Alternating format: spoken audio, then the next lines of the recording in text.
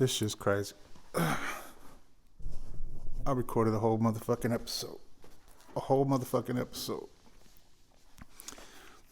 Yo, what's up? It's your boy K Double. I'm gonna tell you how I really feel. See, I could drink a whole Hennessy fit. Some call it a problem, but I call it a gift. Okay, look, first question. Man, I've been asked this a few times since it's been out, but how do you feel about Lefty Gunplay on Kendrick Lamar's album? Okay, look, just from a rapper, straight up rap point of view, from one rapper to another, I mean, I'd have felt a little bit embarrassed personally because of the way I am. I know I'm a competitor. I take this shit serious. I'm a motherfucking pit bull when it comes to when it comes to rap, you know what I'm saying? So I'd have did my best and made sure that motherfucker kept me on for a full verse or more a hook.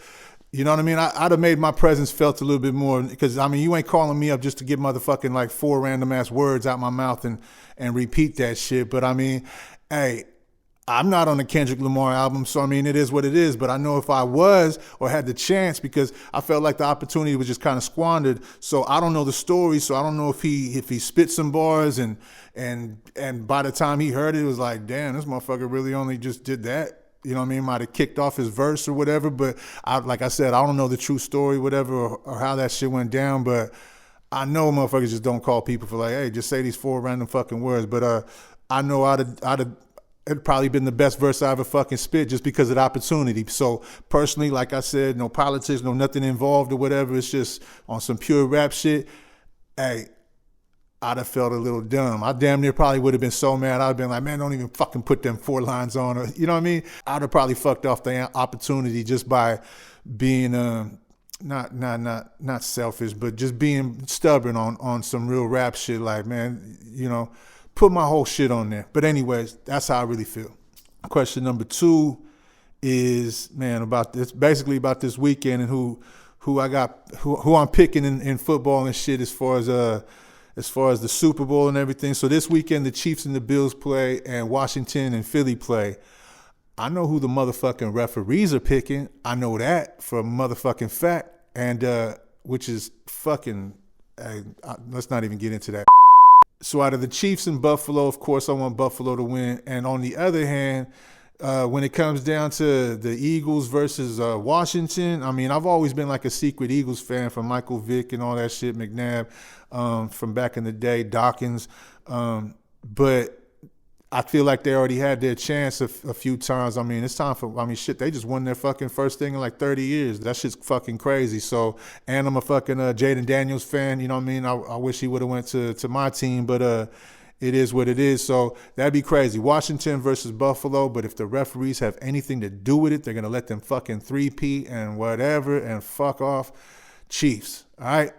That's how I really feel. Next question is, how did the Latin Plague radio play come about? For those who don't know, Latin Plague is my second like big album. 14 Karat Dreams was my first big album. As far as, you know, before that was MR.KEE, Living on the Ultimate High, and the ITBG album with Pollo Loco, rest in peace. But those I consider like my, you know, my very first tapes and shit like that or whatever. So the album was 14 Karat Dreams and then Latin Plague. So Latin Plague, around the time Latin Plague came out, I did a lot of mixtape shit. So it was I had Cali Clap. I had that shit going fucking crazy. I had a song called The Bay where I had Mr. Fab on it, and that shit was all over the radio. So I kind of used that to start giving them my real shit. So when the Latin Plague came out, I gave 94.9 my Nasty Mind song. And then I started pushing that Tequila Body Shots all around, you know, college shit, college radio, shit like that. But Nasty Mind, for one, took off on 94.9 and started getting, like, I was juiced, man. It got on Hot 7-7. It got in rotation. It got fucking putting in mixes and shit like that. So I was juiced. So I'm going to put pause on that. So then I got Tequila Body Shots all over the place, all the way from Power 106, Bocos Pedal Locos, all the way up to Seattle, Washington, and I was going crazy in Reno. Matter of fact, I got to like #1 in Reno, and when I went in there to do a interview, and just looking at the board on everybody else, it's MR.KEE, it's Eminem, it's fucking blah blah. You know what I mean? I'm like, holy shit, that shit was crazy. And my dumb ass, back then I never took like pictures and videos and all this shit. I was just like, man, I was just trying to live the moment. I wish I did though, or I wish I had somebody else fucking always taking pictures and filming and shit, because there's a lot of shit that went down and could have been really good footage. But anyways, I was number one on in Reno, and the crazy thing is I was doing shows like a motherfucker. So one night I did like 3-4 shows in one fucking night, and the funny thing is, one of the shows they wanted me to headline. But I was like, okay, cool, but who's in front of me or whatever? And they said E40, and I'm like, you tripping. I'm not headlining fucking with E40 in the building. Nah, that ain't happening. So I went right before him. But before the show, I ran into him. We, took a sip, whatever, chopped it up, kind of told him what was going on. He kind of laughed it off like, yeah, whatever. You did the right choice, basically, type of laugh, right? But it's good because that's Unc. So yeah, I opened up. He went, we rocked this shit. I went like across the street, did another show, and then did another show later. Man, I was wearing this this is back in the day, so don't get it twisted. It was Fat Farm, right? But this shit was all white, like a white bucket, had white fucking, like I was cocaine white. Like you could have chopped me up and snorted me. That motherfucker was so dope, but that was the last night and the last time I ever wore that motherfucker, because I got dragged up into the hotel room. I was so lit from free drinks and money and all the shows I did and whatever. That motherfucker got filthy, just to say the least. But that was my radio shit, man. And people always ask, like, why did it go no further than that? And to be honest with you, it got to the point to where the record label I was with,